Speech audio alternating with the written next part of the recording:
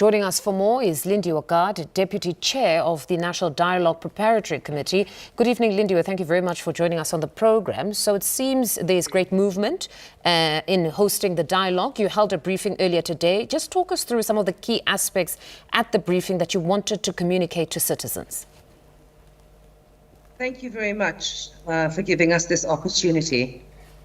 I think one of the most important principles that underpins the national dialogue is the necessity for this to be a citizen-led process in which all South Africans are given an opportunity to engage in this national conversation. When we say it is important for all South Africans, we are all affected by the multiple crises that our country is currently facing.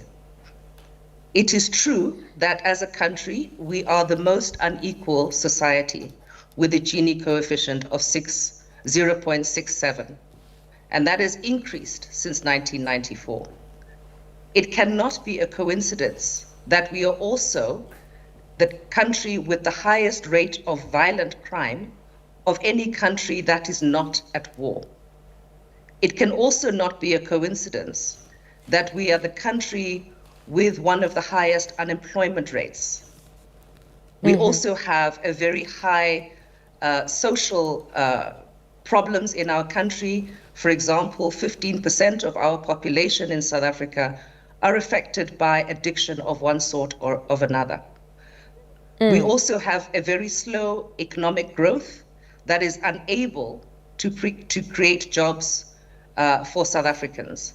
If you look at just all of these crises together, it is important that as South Africans, we have this conversation so that we are able to plot a path forward. And as we say, the national dialogue must plot a path for South Africa for the next 30 years. Now, Lindiwe, you aptly put it that there are multiple crises and you will be soliciting the views of South Africans. So on which issues have you managed to narrow them down, or it will be that range, which is quite broad? We are wanting this to be a broad process. And because it is a citizen-led process, as the preparatory committee, we cannot be prescriptive in the issues that South Africans raise. However, there are a number of issues which continuously are raised by South Africans. Those are the issues, for example, of the living standards of South Africans, the economic challenges that we face, which, as I have already said, are underpinned by a 0.8% economic growth. And we have to have an economy that grows in a way that can create jobs that are fit for the 21st century and that reduce and eliminate the inequalities that exist in our society. We also have to have a conversation about the values that underpin us as South Africans. We, for example, live in a society where not only is there injustice and inequality, but there is also violence against women, against children, against the elderly. Those surely cannot be values that we say we want to take forward as a country. And then finally, there are also issues that we need to address with regards to the governance and the effectiveness of our civil service. So there are a myriad of issues which are raised by South Africans almost on a day-to-day basis. And because they are not addressed, we see people checking out of the political system. We saw that only 40% of eligible voters voted in our last election. And in fact, people are increasingly expressing themselves on the street. And it is not sustainable for our country to call itself a democracy and to be a country of peace.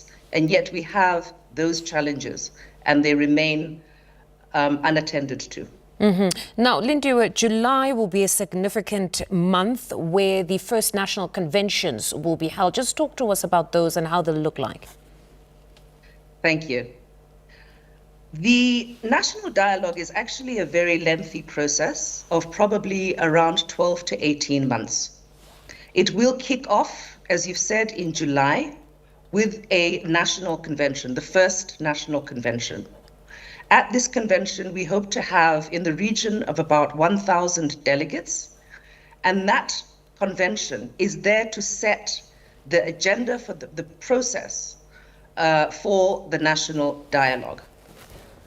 Mm-hmm. After that first convention, in which we have now got, we hope that we will have consensus about the process, we then will go into what we call district and sectoral dialogues. And this is really the process in which 64 million South Africans will have the opportunity to engage, to discuss, to problem solve, and to find solutions to the myriad challenges that we have. Mm-hmm. We want to ensure that this process reaches every village, every town, every city, every ward, every district of the country. Mm-hmm. And what will be the criteria for participation when you start going to these districts? Will there be a system where you have representatives perhaps from a specific ward, then that individual will be the one that will speak on the issues of the ward? How will it work? Or any and everybody will be allowed to go to town halls and speak their piece? As we say, we want every South African to be given the opportunity to contribute to this. And at those town halls, those village discussions, it will be anybody who wishes to contribute to this process who will be given an opportunity to participate, to engage, and to contribute to the solutions of the country. We are very clear we do not want this to be an exclusive process. It must not be a process only of elites. South Africans must be given the opportunity, and that includes South Africans of all ages, all sexes, all creeds, all colors, all religions. Mm-hmm. Now, 12 to 18 months is a fairly long time. And many would think there probably would be cost implications, because we hear that you want this to be as inclusive as possible. So most certainly you want a number of South Africans to participate. Have the costings now been finalized about how much 12 to 18 months of a process would cost? We are finalizing, but have not quite finalized our budgeting process. We have started our engagement with the head of state through his offices. We would like to ensure that this process primarily is funded, the anchor funding must come from the public purse, but we are also inviting others who are able to contribute to this endeavor. We will be asking business, we will be asking labor, we will be asking individual South Africans who wish to contribute to a process which is an investment in a better future.